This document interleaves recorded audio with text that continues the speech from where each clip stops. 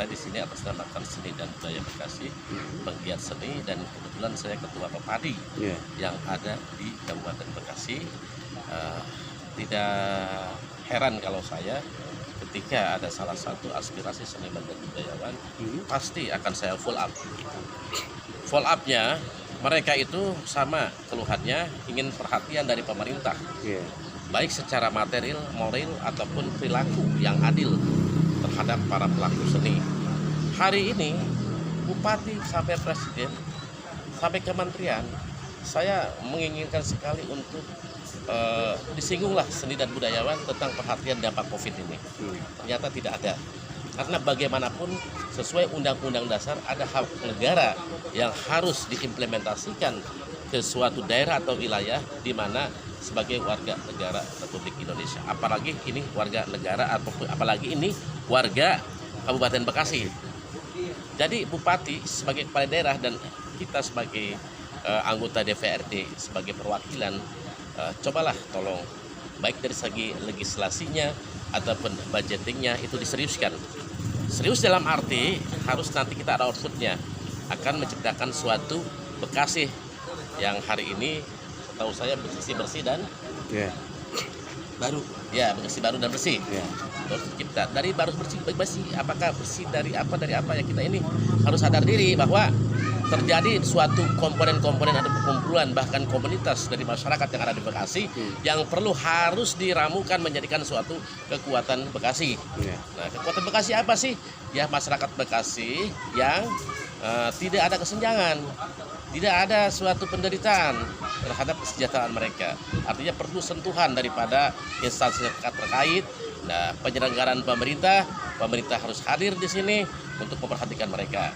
Setidaknya dari awal regulasinya harus dibenarkan dulu, ya. Regulasinya harus benar-benar disejajarkan dulu dengan indikator kebutuhan mereka masing-masing.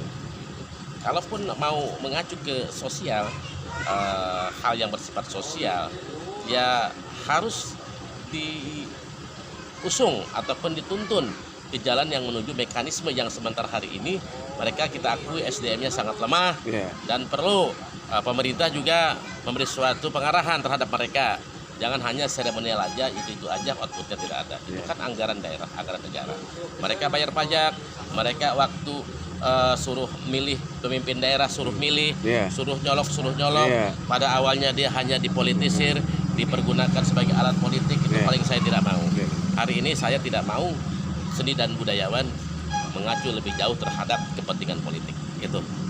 Anggaran sendiri Pak Dewan di APBD itu untuk seni dan budaya itu kira-kira berkisar seperti apa? Kalau kita persentasinya itu hanya 0,0 sekian persen.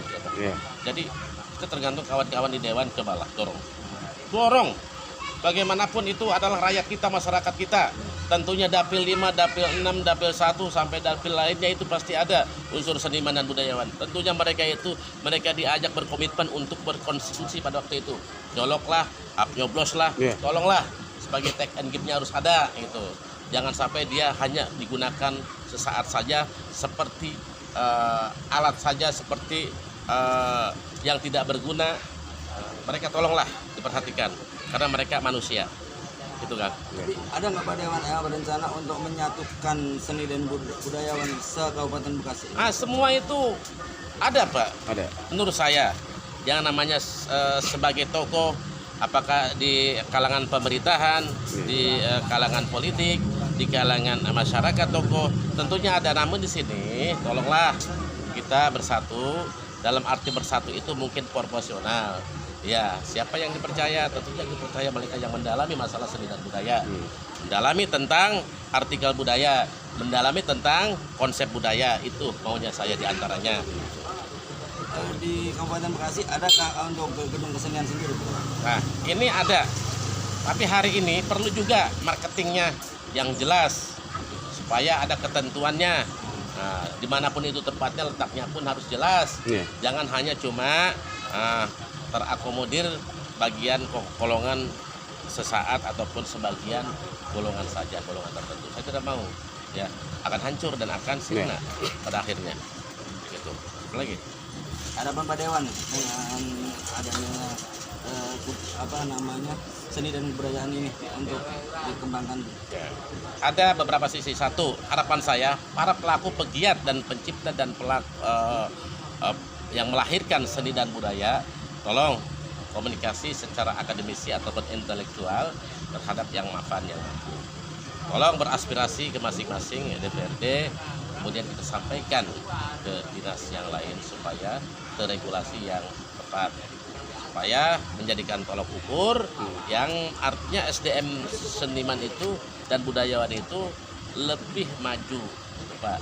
Dan pada akhirnya kita akan menciptakan suatu output sinergitivitas antara pemerintah dan masyarakat. Masyarakat mana? Dari komunitas seni dan budaya yang hari ini minta diperhatikan. Bisa nggak digabungkan antara pariwisata dengan kebudayaan? Bisa. Karena sebagai asbabiyah, sebagai indikator bagian seni dan budaya itu tidak bisa dipisahkan, harapan saya. Supaya nanti kita nomenklaturnya tidak membingungkan dan penyerapan anggarannya pun nanti yang mengenai anggaran maksimal. Oke, ya. Terima kasih atas waktu luangnya Pak Dewan. Ya, terima kasih Bang ya. Oke, siap. Terima kasih ya.